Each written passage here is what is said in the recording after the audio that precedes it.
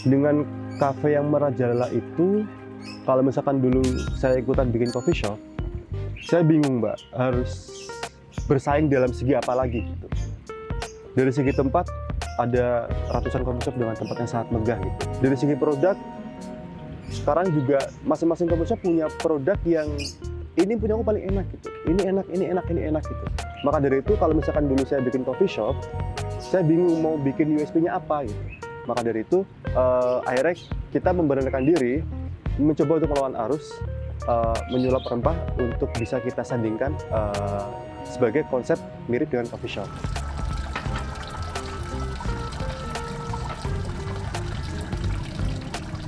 Salam kenal, saya Fatah.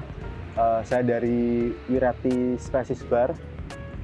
Di sini saya selaku owner dari Wirati Spices Bar. Kalau latar belakang, kalau pekerjaan itu saya bekerja dulunya di digital agency selama 3 tahun, terus resign, terus akhirnya bikin usaha sendiri, salah satunya tadi supplier, terus mulai bikin agensi kecil-kecilan gitu lah Mbak, megang beberapa klien, tapi karena mandiri kan, terus ya kita limit di 4 atau 3 klien aja gitu kan. Setelah itu baru di Agustus tahun 2022 bikin Wirati Spices Bar seperti itu. Di tahun 2022 bulan Agustus tanggal 1. Jadi mungkin ini udah berjalan 1,5 tahun lah gitu. Kenapa Spices? Karena ini murni dari latar belakang keluarga sih Mbak. Jadi dulu ibu saya tuh jualan jamu gendong. Jadi waktu ya yang paling inget sih waktu SMA ya, karena memang tiap hari kan kita bangun pagi bantuin ibu bikin jamu kan, terus setelah itu kan baru ibu keliling gitu. Jadi akhirnya kayak ada knowledge dari rempah atau jamu itu yang masuk ke diri saya, terus selain knowledge juga tentu ada semangat lah gitu. Kayaknya harus melanjutin langkah dari ibu deh gitu. Cuman nggak mungkin juga tiba-tiba saya bikin usaha jualan jamu gendong keliling Jogja gitu kan. Itu kayak berasa kurang keren aja dan anak muda gitu.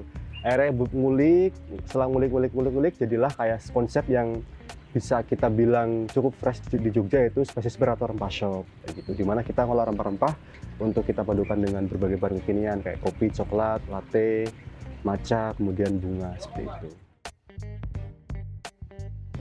Jadi dulu tuh memang dari awalnya itu, awal mulanya memang kami dari keluarga itu punya kemampuan untuk membuat atau mengolah rempah jadi 2 metode. Pertama metode kristalisasi, kedua metode pengeringan. Nah dulu kita nyoba trial waktu pandemi, kita nyoba untuk jualan dalam bentuk toples untuk dijual di Shopee sama Tokped. Itu kan dulu kan awal pandemi kan semua orang kayak nyari rempah ya, karena memang dulu ada isu kalau kamu minum rempah itu akan naik tuh daya tahan tubuhmu, imunmu gitu. Dan akhirnya setelah melewati masa keemasan pandemi itu, otomatis kan tren rempah itu mulai turun. Yang dulunya waktu awal pandemi orang aware banget sama rempah, setelah pandemi berjalan beberapa tahun, orang dalam tanda petik udah nggak begitu takut lah gitu. Jadi akhirnya tren rempah juga turun lagi gitu. Maka dari itu akhirnya kita ngulik. Terus kita ngulik gimana caranya agar rempah ini tetap bisa dinikmati tanpa kita mengharapkan khasiat dari rempah itu sendiri gitu. Jadi dari kami pengen kayak ini kamu minum rempah gitu, tapi bukan dalam tanda petik aku mau minum rempah untuk ngobatin sakitku gitu, tapi bukan kayak gitu. Tapi kita pengennya rempah bisa jadi lifestyle gitu. Maka dari itu kita akhirnya ngulik dari metode yang kami bisa pengolahan rempah itu untuk bisa dipadukan dengan bahan-bahan kekinian gitu.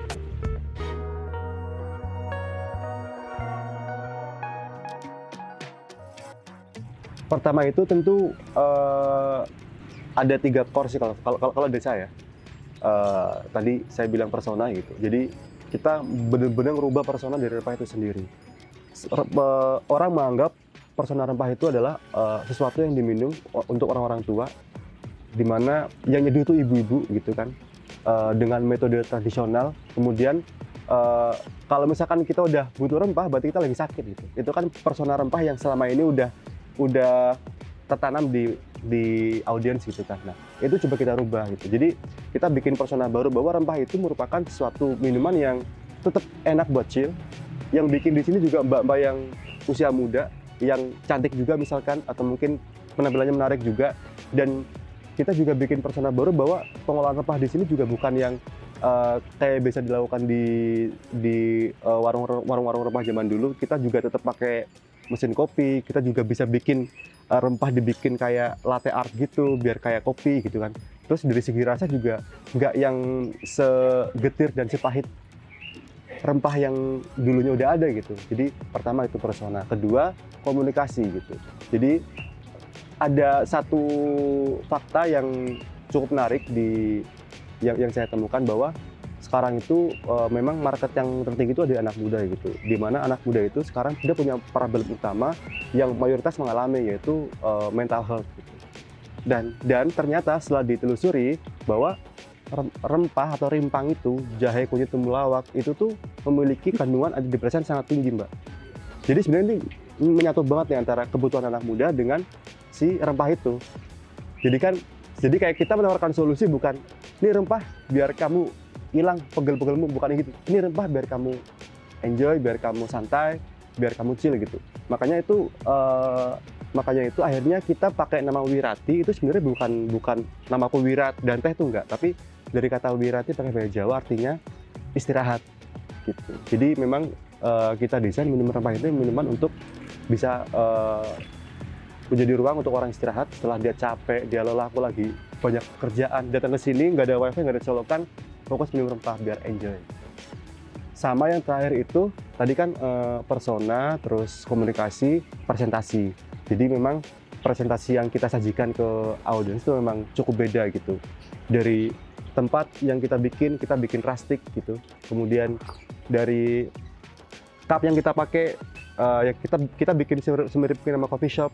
Dari visual, bentuk menunya juga kita bikin yang cantik, berlayer gitu. Sama tentu mungkin kayak kita padukan dengan presentasi barista kami yang dia tetap pakai baju yang keren gitu kan, tanpa harus meniru gaya kedai rempah pada zaman dulu gitu. Jadi 3 poin itu tadi. Kendala yang dialami itu saat bangun rempah shop atau spices bar itu tentu melawan stigma. Jadi mungkin saat kita jualan kopi itu kayak ada kayak jurnalnya cukup pendek ya. Ini kita jualan kopi gitu. Orang bisa menyimpulkan aku mau beli dan nggak beli gitu. Tapi kalau misalkan kita jualan rempah gitu. Sebelum orang mau datang aja, dia udah muncul keraguan. Jadi ada fase tambahan lagi yang perlu kita patahkan di sana. Maka dari itu, awal kita bikin Wirati itu kita fokus ke testimonial gitu. Jadi saat orang datang kita tanya gimana rempah Wirati, oh ternyata di luar bayangan kami rasanya Mas, kira getir, kira apa, ternyata ini enak kayak gitu. Itu yang komunikasi awal yang kita bangun di waktu kita bikin Wirati pertama. Karena dulu tiap hari bantuin ibu bikin jamu, otomatis kan tiap hari minum.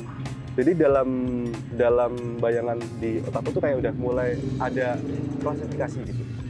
Kayaknya kunyit kan udah hafal saya nih, kayak gini nih udah tersimpan. Kayaknya kunyit kalau dicampur dengan karakter kayak gini akan nyatu gitu. Jahe kalau dicampur kayak gini akan nyatu. Jadi itu mempermudah kami untuk bisa R&D menu yang memang secara karakter bisa saling menyatu antara bahan baku lain dengan bahan baku rempah. Sebenarnya kita R&D itu setahunan, Mbak. Dan memang kita nggak melibatkan hanya Wirati aja sih yang R&D. Jadi kita juga bawa bubuk Wirati itu ke beberapa toko coffee shop di Jogja atau roastery gitu kan. Saya bawa ke sana, terus ini cobain deh campur sama kopi Wisnu, nyatu nggak gitu. Oh nyatu tah gitu. Oke, bawa ke tempat lain. Oh ini enak nih gitu. Jadi akhirnya ada berbagai sudut pandang yang datang dari pemain kopi juga. Terus coba kita perkuat dengan riset kami sendiri dan akhirnya jadi menu-menu sekarang. Kalau untuk saat ini, jadi Wirati itu sebenarnya kalau misalkan arah bisnisnya itu ada 3, Wira dan Ti.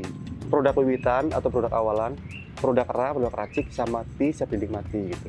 Jadi memang di awal kita udah mulai mencoba untuk jual produk wiwitan, kayak misalkan gula, atau mungkin sekarang kita udah mulai ada lemon dry, atau mungkin ada resto atau coffee shop yang butuh bubuk rempahnya gitu kan. Jadi memang kita jual produk raw lah, atau produk wiwitan. Terus produk racik.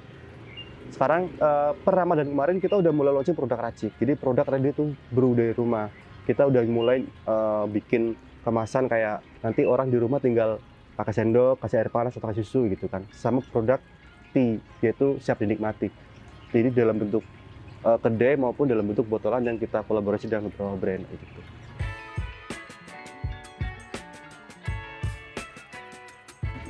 Sebenarnya ini dulu tuh memang udah seperti ini. Jadi memang ini murni bangunan dari Kampung Lawasan. Ini dulunya pos satpam yang memang nggak dipakai lagi. Terus saya nyoba izin ke owner Kampung Lawasan, boleh nggak kita kolaborasi untuk kita bikin outlet di sini. Akhirnya diperbolehkan. Nah, karena memang dari konsep ini udah kayak dalam tanda petik kecil, nyempil, kemudian terbatas. Jadi akhirnya kita sekalian konsepin, berantakin sekalian dengan konsep plastik. Kita fokus ke 4 produk rimpang: kunyit, jahe, temulawak, sama beras, sama kencur. Nah, kalau untuk cengkeh, kemudian secang, kayu manis, bunga lawang, itu tuh lebih buat ke hintnya gitu, atau buat bumbunya lah gitu. Tapi kalau untuk core menunya ada 4 itu. Secara basic sama sih Mbak. Basic bisa ice, bisa hot, ada yang campur susu, ada campur coklat, campur latte, campur bunga, terus ada yang kita bikin mocktail juga, ada yang kita bikin kopi susuan juga. Jadi memang semuanya itu 95% memang kita campur sama rempah. Paling ada 2-3 menu yang kita nggak campur sama rempah gitu. Kalau yang bestseller tuh kita ada namanya cinnamon choco ginger, kemudian cinnamon coconut coffee, kemudian ada beras kencur latte sama mocktail-mocktailan dari kunyit maupun dari jahe. Kualifikasi barista yang kami paling highlight tuh lebih ke karakternya. Gimana cara dia itu bisa menjalin hubungan baik dengan customer. Kalau untuk sale kita bisa bentuk ulang lah gitu. Kita ada yang ambil ke petani, ada yang ambil ke pasar. Nah, ini problem saat kita main di rempah Mbak gitu. Jadi kita murni dapat bahan dari pasar, dari petani, atau mungkin dari mana itu, di mana itu murni bahan dari alam gitu. Jadi akhirnya kita susah untuk mendapatkan konsistensi dari bahan baku itu sendiri. Kayak misalkan dari perbedaan musim aja deh, kayak kemarin musim hujan sama musim kemarau, itu rempahnya jauh lebih galak dari musim kemarau gitu. Iya, jadi akhirnya kita saat dalam tanda petik belanja ke pasar atau ke petani itu, kita harus mulai untuk R&D ulang lagi Mbak. Karena kan kita tanpa esensi untuk rempahnya ya, jadi memang kita murni bawa rempah asli dari yang kita dapatkan gitu. Kita olah jadi 2 metode prosesnya. Jadi pertama pengeringan, jadi kayak rempah yang kita iris tipis-tipis, kemudian kita keringkan, nanti biasanya di Wirati kita bikin atau kita seduh dengan metode teh, atau yang kedua tuh metode kristalisasi. Jadi air rempah yang kita kristalkan jadi sebuah bubuk, di mana saat kita seduh nanti udah nggak ada ampasnya. Nah, dari metode kristalisasi itu nanti yang akan kita padukan dengan coklat, latte, kopi gitu. Ya karena keluarga dari penjual jamu ya, jadi dari ibu udah punya knowledge itu, diturunkan saya, jadi akhirnya sekarang di rumah kita fokus untuk bikin provisian itu, pengeringan sama kristalisasi. Produk ready to brew itu salah satu cara kami untuk bisa menjangkau lebih banyak lagi customer, karena kan kalau yang datang ke kedai ini kan memang sangat berlimit ya. Terus kedua juga kolaborasi B2B atau botolan, itu juga yang kami lakukan agar makin banyak produk rempah yang bisa tersajikan di brand-brand yang lain walaupun kami yang bikin gitu. Terus yang berikutnya memang harus scale up sih Mbak. Mungkin kita harus bikin cabang atau harus memperbesar area atau mungkin harus kolaborasi dengan brand lain untuk kayak bikin rempah shop yang baru dengan brand yang berbeda tapi semua bahan baku dari kami gitu. Mungkin itu langkah-langkah bisa dilakukan. Kalau untuk brand kolaborasinya, kita sementara ini kisaran 10. Jadi ada yang memang mereka beli rempahnya juga, ada yang memang mereka pakai gulanya aja gitu. Karena kan kita kan supply gula kelapa dari Kebumen. Terus kalau untuk customer paling jauh tuh beberapa kali datang dari luar negeri sih Mbak. Ada yang dari Tanzania pernah, kemudian dari Belanda pernah, Malaysia pernah, terus bahkan kita ada langganan tamu dari Timor Leste yang kuliah di sini gitu kan. Seminggu 3 kali pasti ke sini buat beli choco ginger gitu. Karena kita pernah ke Vietnam ya, banyak customer kami dari Vietnam ya gitu. Percampuran antara Gen Z dengan milenial untuk yang datang. Ya, paling banyak untuk customer datang itu lebih ke Gen Z. Yang udah tuh orang luar yang datang ke Wirati itu mereka tuh malah datang lebih dari sekali kebanyakan. Walaupun katakanlah di Jogja tuh cuma seminggu atau 5 hari, kebanyakan malah datang lebih dari sekali. Kemarin case dari Belanda tuh setelah pesan di Wirati, akhirnya dia bungkus yang rasiknya gitu. Walaupun pada saat itu kami belum ready cup-nya ya. Terus ada juga yang dari Amerika gitu kan. dia itu kesini karena ngajar, terus akhirnya kesini beberapa kali gitu karena emang suka gitu.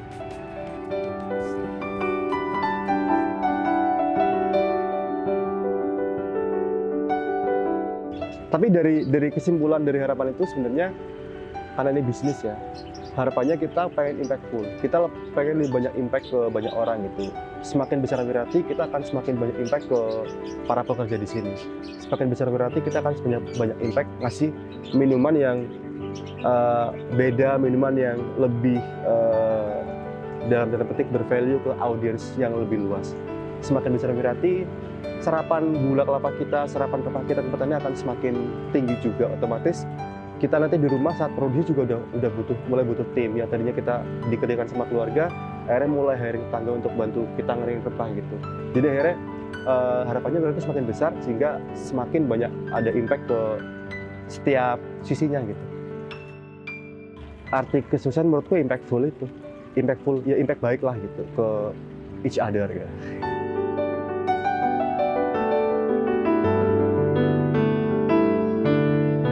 Bersama bermetamorfosa.